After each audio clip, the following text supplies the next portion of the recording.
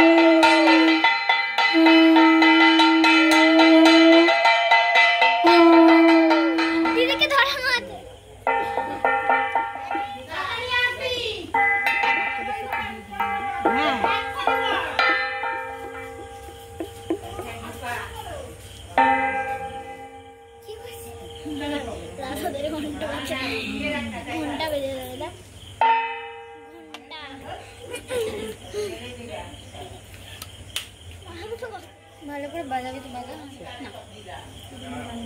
আসলে কাপড় কাপড় আছে। হ্যাঁ ওই তো জানাই নিয়ে ডালে বসা।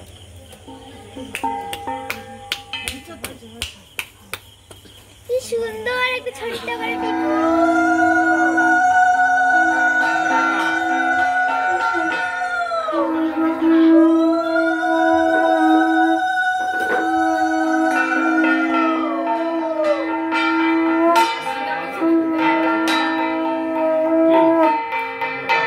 যাই হোক, মাকে তো ঘরে নিয়ে আসা হলো।